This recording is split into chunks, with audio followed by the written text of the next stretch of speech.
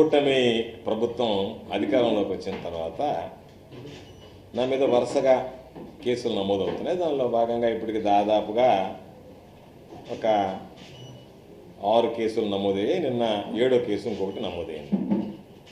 కాబట్టి నాకైతే ఈ ప్రభుత్వంలో కేసులు నమోదు చేయడం ఏదో కొత్త విషయంగా అనిపించడం లేదు. కారణం ఏమిటంటే వరుసగా కేసులు నమోదవుతున్నాయి కాబట్టి.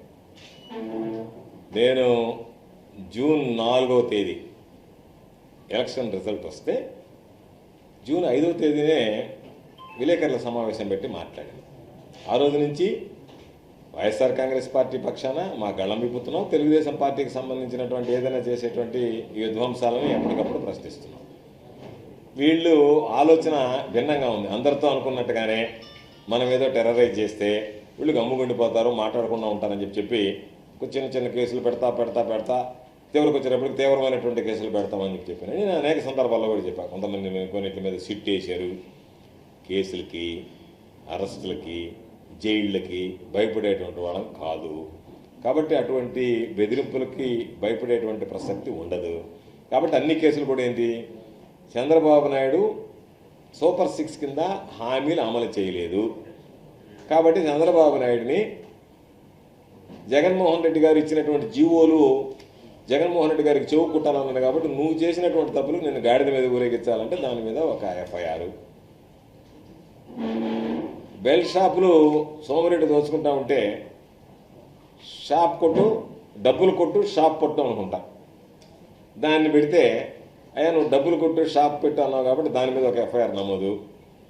పోలీసులు ఈ సమాజంలో భిన్నమైనటువంటి వాళ్ళు, మిగతా వాళ్ళందరూ వేసుకోకుండా అందరూ కాకి ప్యాంటు, కాకి షర్టు, టోపీ పెట్టుకోలేదు. కాబట్టి మీరు ఆ బట్టలు ఇప్పేసి మీరు పసుపు చొక్కా తొడుక్కోండి అంటే దాని మీద 2 కేసులు. మీరు పోలీస్ శాఖను అవమానిస్తారా అని చెప్పానండి. ఇసుక అందటం లేదని ధర్నా చేస్తే దాని మీద ఒక కేసు. కాబట్టి మొత్తం మీద 6 కేసులు నమోదే. నిన్న క్వాడ్జీ మైనింగ్కి సంబంధించి ఒక కేసు నా మీద నన్ను చేర్చడం జరిగింది. ఎంత నవ్వు వచ్చిందంటే ఆ కేసు చూసి, అంత హాస్యాస్పదమైనటువంటి కేసు అంటే, ఆ కేసులో నా పాత్ర ఏందో తెలుసా పోలీసు వాళ్ళు కనపరిచింది. నాకు సంబంధించినటువంటి నా అనుచరులు చెప్పారంట వాళ్ళతో. ఏమని, గోవర్ధన్ రెడ్డి అన్నీ చూసుకుంటాడు మీరు మైనింగ్ చేస్తేనని. నేను చెప్పలే, నాతో కాంట్రాక్ట్ లేదు కదా. కాబట్టి నేను చెప్పాను అని అంటే సాక్ష్యం ఉండదు, ఆధారం ఉండదు. అందుకని నా అనుచరుడు అంటే దారిని పోయేవాడు ఎవడన్నా పోయి గోవర్ధన్ రెడ్డి పని చెప్పాడని చెప్తే వాళ్ళ మీద కేసు నమోదు చేయడానికి సిద్ధపడుతున్నారు. ఎక్కడైనా ఒక సాక్ష్యమో, ఒక ఆధారమో, వాళ్ళ ముఖం నాకు చూడడమో, లేదా వాళ్ళకి సంబంధించినటువంటి ఫోన్ కాంటాక్ట్స్ సమస్తం జల్లెడ పెట్టాను. నా మీద దాదాపుగా 16 ఎంక్వైరీలు జరిగాయి. విజిలెన్స్ ఎంక్వైరీలు అయితే ఇంతవరకు ఎక్కడ ఏదో దొరకబడినప్పటికి ఇప్పుడు ఏం చేశారు, దొరుకుతుందేమో అని చూశారు. 1 సంవత్సరం అయిపోయింది. తప్పుడు కేసులు బనాయించడానికి ప్రయత్నం చేస్తున్నారు. కాబట్టి తప్పుడు కేసు అనేటువంటి దానికి స్పష్టమైనటువంటి ఆధారాలు. నేను ఒకటే అడుగుతున్నా, కన్ఫెషన్ స్టేట్మెంట్ అనేటువంటిది చెల్లదు అని పలుమార్లు సుప్రీంకోర్టు చెప్పడం జరిగింది. వాళ్ళని తీసుకెళ్ళేది, తెల్లగాయతల మీద సంతకాలు పెట్టించేది, అమ్మని దాని మీద టైప్ చేయించుకునేది. ఇది ఎందుకు చెప్పానంటే ఆ కేసులో ఏమని రాశారు ఒకసారి ఆ కేసు చూడండి. పంపించినటువంటి రిమాండ్ రిపోర్ట్లో నన్ను A4గా చేర్చేటప్పుడు ఏం రాశారు, ఎవడో పొదలకూరుకి సంబంధించినటువంటి 2 పిల్లలు మేము చూసుకుంటాము గోవర్ధన్ రెడ్డి విషయంలో అని చెప్పన్నారంట. అంతే, ఇంకేం లేదు. అంటే ఈయన పాత్ర ఉందా, పాత్ర లేదా, ఏం చేశాడు, ఏం లే. వాళ్ళు భరోసా ఇచ్చారంట నా తరఫున ఏదన్నా ఉంటే మేము గోవర్ధన్ రెడ్డి అనుచరులమి, మేము చూసుకుంటామని చెప్పి. అందుకని గోవర్ధన్ రెడ్డి మొత్తం అంటే ఏదో ఒక విధంగా కేసు పెట్టాలని ఆలోచన ఉంది. కాబట్టి మీరు పెట్టుకోండి, ఇబ్బంది ఏం లేదు. ఆ భాగంలో ఈరోజు ఒక కేసు పెడితే దానికి సంబంధించినటువంటి దాంట్లో పాపం మా పేపర్ బాయ్ ఎట్టా ఉన్నాడు, నిద్ర లేచినప్పుడు దాన్ని చేయి పెట్టుకుంటూ ఉంటాడు పాపం. మామూలుగా ఎంతమంది ఏంటంటే ఈ డిజిటల్ లేనప్పుడు పేపర్లు ఇంటి ముందు వేసేవాళ్ళు. ఇప్పుడు మా పేపర్ బాయ్ సోమిరెడ్డి ఉన్నాడు కాబట్టి పాపం అందరికీ ఆ పేపర్ కటింగ్లు పెట్టుకుంటూ ఉంటాడు. నువ్వు చేసినటువంటి పనులు ఏదన్నా ఉంటే ఏడవాలి, కానీ వాటిని పక్కన పెట్టి అవి చెప్పుకోలేక గోవర్ధన్ రెడ్డి మీద కేసు నమోదైంది. ఏముంది, ఇప్పుడు 7 కేసులు నమోదైనాయి, ఈ 8వ కేసు నమోదైంది. ఇంకెన్ని కేసులు నమోదు అవుతాయి అనేటువంటిది లెక్క పెట్టుకుంటూ ఉండాలి మీరు మామూలుగా. ఎందుకంటే రోజు నిన్న 11 గంటలకి కేసు నమోదైందని చెప్పారు. 4 గంటలకు మామూలుగా నేను మాట్లాడాల్సినటువంటి ప్రెస్ మీట్ అన్నీ మాట్లాడడం రెడీగా ఉన్నాం, దేనికైనా సిద్ధంగా ఉండేటువంటి వాళ్ళం. కాబట్టి మరలా చెప్తున్నా ఈ ప్రభుత్వానికి, మీరు ఏదన్నా టెర్రరైజ్ చేయడానికి మేము మిమ్మల్ని కేసుల్లో ఇరికిస్తామని చెప్పి తప్పు చేసినటువంటి వాడు భయపడాలి, తప్పు చేసినటువంటి వాడు శిక్ష పడుతుందని చెప్పి భీతిల్లాలి. అటువంటిది ఏమీ లేదు. ఎక్కడ పొరపాటు చేసేటువంటి ప్రసక్తే ఉండదు, పొరపాటు చెయ్యము, పొరపాటు జరగదు. కాబట్టి ఇంతకుముందు కూడా అనేక సందర్భాల్లో చెప్పాం. అందుకని వీటికి సిద్ధంగా ఉన్నాం. దేనికైనా సరే ఒకవేళ మహా అంటే మమ్మల్ని ఏదన్నా 4 రోజులు అరెస్ట్ చేయడానికి ఇప్పుడు పాపం పోసాని కృష్ణమురళిని మిగతా వాళ్ళందరినీ వంశీని వాళ్ళని ఏదో కేసు మీద పెట్టి ఆ కేసు మీద ఈ కేసు మీద పెట్టినట్టుగా రకరకాలైనటువంటి ఇబ్బందులు పెట్టాలని ఆలోచన చేస్తారేమో. ఆ ఉడత బెదిరింపులకు భయపడేటువంటి పిరికి వాళ్ళు ఎవరు లేరు. మేము దేనికైనా సిద్ధపడినటువంటి వాళ్ళం. జగన్మోహన్ రెడ్డి గారి సైనికులం. వైఎస్ఆర్ కాంగ్రెస్ పార్టీలో పదవులు అనుభవించినటువంటి వాళ్ళం. ప్రజలు ఎమ్మెల్యేగా ఇస్తే జగన్మోహన్ రెడ్డి గారు మంత్రిగా ఇచ్చాడు. కాబట్టి మీకు భయపడో ఇంకొకరికి భయపడో ఈ పార్టీకి సంబంధించినటువంటి మా విధానాలు తెలియజేస్తాం, ప్రజల్లోకి మా విధానాలు తీసుకుపోతాం, మీకు సంబంధించినటువంటి అవినీతి అక్రమాలను ప్రశ్నిస్తాం.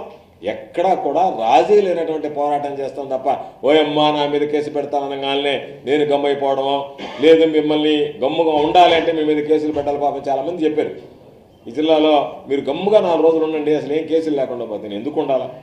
దేనికని మీరు కేసులు పెడతారని భయపడి పార్టీకి సంబంధించినటువంటి ద్రోహం చేయడమో, పార్టీ యొక్క సిద్ధాంతాలు ప్రజల్లోకి తీసుకుపోవడమో ఎందుకు వెనకాడతాం? కాబట్టి ఎక్కడ వెనకాడం. కాబట్టి ఆ కేసు పూర్వాపరాలు ఏంది, ఏమి కేసు పెట్టారనేటువంటిది కూడా మీడియా దానిలో కూడా వెళ్ళాలి. అంటే ఏ విధంగా ముద్దాయం చేశారనేటువంటిది ఆ రిమాండ్ రిపోర్ట్ ఒకవేళ నా దగ్గర కూడా ఉంది, నేను కూడా ఇస్తాను మీకు. దాంట్లో ఒకసారి చూస్తే అసలు ఆ వ్యక్తి యొక్క పాత్ర ఎంత వేగ్గా అంటే దీనికి సంబంధించినటువంటి. కాబట్టి నేను అనేక సందర్భాల్లో చెప్పా, మరలా చెప్తున్నా, సిట్లకి, విజిలెన్స్ ఎంక్వైరీలకి, విజిలెన్స్ రిపోర్ట్లకి, పోలీస్ కేసులకి తప్పు చేసినటువంటి వాడు భయపడాలి తప్ప ఇరికిచ్చాలని ఆలోచన చేసేటప్పుడు దేనికైనా భయపడేది ఉండదు. కాబట్టి ఆ ఎంక్వైరీలన్నీ కూడా విచారణలో తేలుతాయి.